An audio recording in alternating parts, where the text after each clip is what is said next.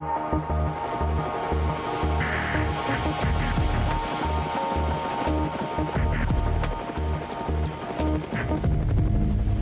you think about the concept of banned books, totalitarian states that practice mass book burnings probably come to mind. But open societies are also no stranger to the censorship of contentious novels and historical accounts of controversial events. One needs to look no further than right here in the U.S. Now, of course, the First Amendment prohibits the outright banning of books by the federal government, but there are many less insidious ways that dangerous content is being kept off American bookshelves. Earlier this month, New York University professor Mark Crispin Miller released a list of 5 historical books that have been actively suppressed and hidden from Americans. These books focus on issues from abortion to financial inequality and tell stories of an America that don't conform to the mainstream narrative we've all been taught. Join me now to discuss further. I'm joined by New York University Media Studies professor Mark Crispin Miller himself. Thank you so much for coming on, Mark. It's good to be back, Abby. Thank you. So, Mark, outline some institutionalized ways that literature is routinely censored in this country. Well, as you pointed out in your introduction, we don't ban books. The First Amendment prohibits it. But there's more than one way to skin a cat. And in fact, hundreds of books on crucial subjects, indispensable books, books full of truths that Americans really ought to know, have been undone in one way or another. Threats of litigation, for example, by powerful interests. Reviewers freezing out certain titles, or what happens most often is books are written off as conspiracy theory. What we're doing, I want to make clear, it isn't just listing 5 of these books, which we will talk about in a moment. Those are the first 5 books in a new series called Forbidden Bookshelf, whose purpose is to make important works that are now out of print available again. And the great majority of these books were indeed deliberately done in by powerful interests, by the CIA, by corporate powers, and so on. We're taking advantage of the digital revolution to do a dozen books a year. We're doing e-books, so that Americans can finally get hold of these crucial writings. And Mark, why did you choose these 5 books for the first of this series? What common historical threads do they share?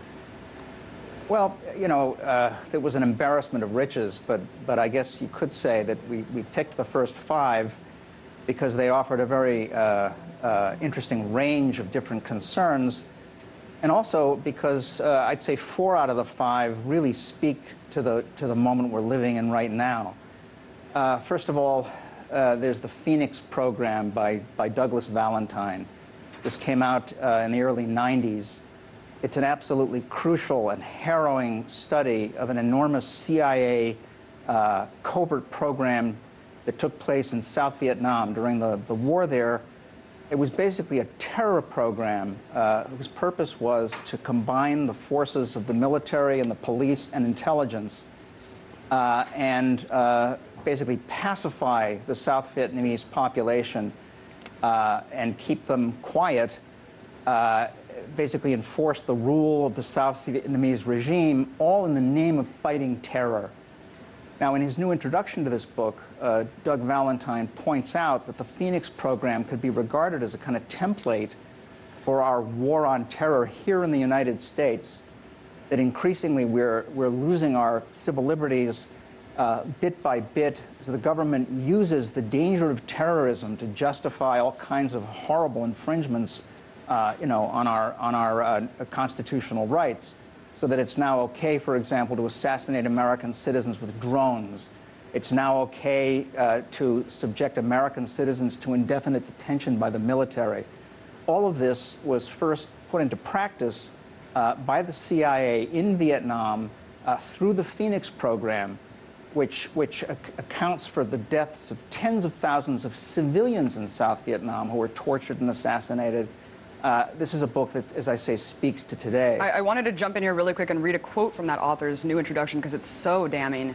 He claims the Phoenix has already landed in America, of course, saying, "Take heed, reader. Phoenix has come to define modern American warfare as well as its internal homeland security apparatus. Indeed, it's with the Phoenix program that we find the genesis of the paramilitarization of American police forces in their role as adjuncts to the military and political security forces engaged in population control and suppression of dissent." Mark, it's amazing that I didn't even know about the Phoenix program. I know a lot about covert CIA operations. I mean, it's incredible that this really apparently did provide this blueprint for the ongoing war on terror. Can you speak more to that? Well, yeah, and the fact that you don't know about the program basically means that you don't know about the book. And you don't know about the book because the book was marginalized, ignored, and so on. Doug Valentine had a lot of trouble. I mean, initially, he got the go-ahead from William Colby, the head of the CIA, who was the most prominent defender of the program before Congress. And on that basis, Valentine talked to a lot of CIA officers who'd been involved in the program. So it's very, very solid in a scholarly way, very well documented. But it became clear to the agency after a couple of years that they did not want this guy to be doing this research. So they immediately clammed up. And he had to go to war with them legally. The ACLU helped him. But then what happened when the book came out is that Morley Safer of CBS wrote a very damning review for the New York Times. Whether he did this at the behest of the agency or not, we don't know. But in either case, it basically meant the end of Doug Valentine's career as a writer who would have a major publisher do his books. He was basically blacklisted in an informal way. So we're trying to rectify that great wrong and help Americans rediscover some crucial information about our recent past by bringing the book out again on the forbidden bookshelf. Absolutely. We keep seeing these stories repeated time and time again, Mark. Another book, Lords of Creation, written by Frederick Lewis Allen, going for about $2,500 a pop for a new print copy on Amazon. Why is this book such a forbidden treasure?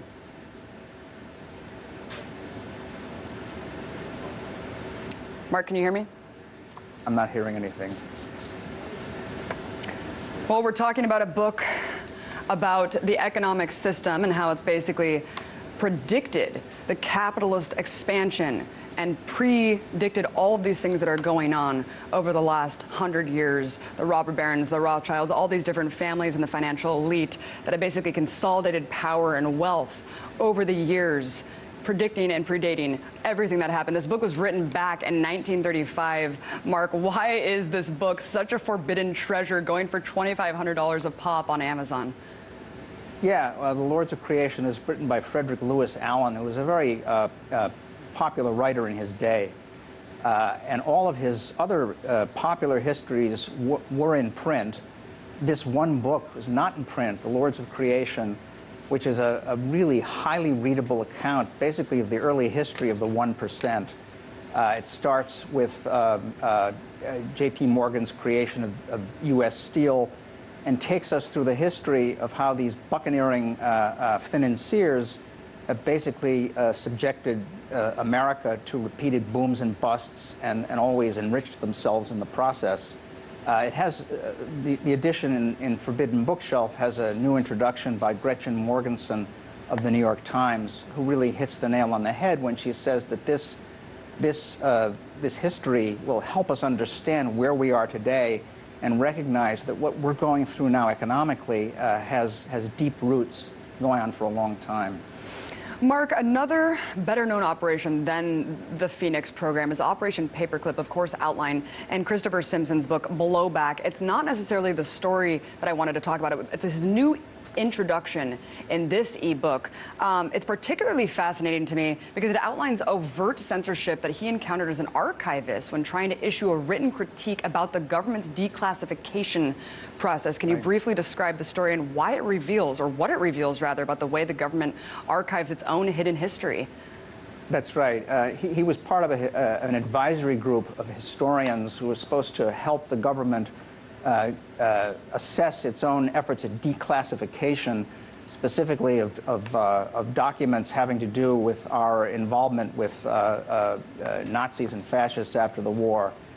And he wrote a little piece that was supposed to be published in a larger collection, a piece that was strongly critical of the declassification program and took issue specifically with the attempt to appoint John Yoo.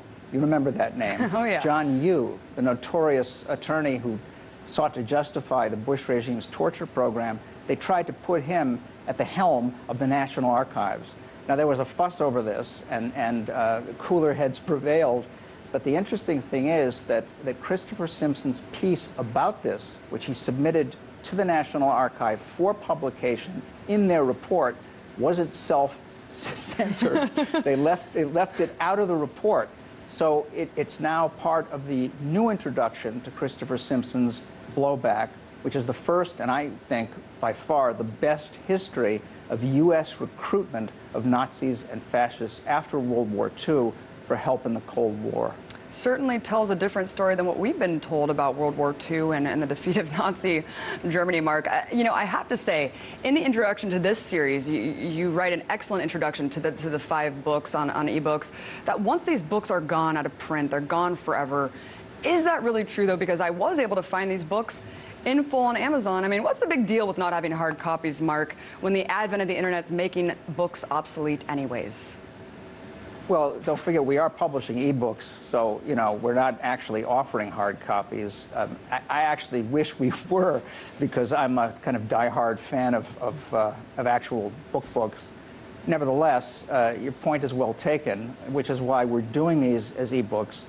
Many of them are available in used editions online, but the fact is that when you publish a book properly, that's a way of introducing it to the world, you know?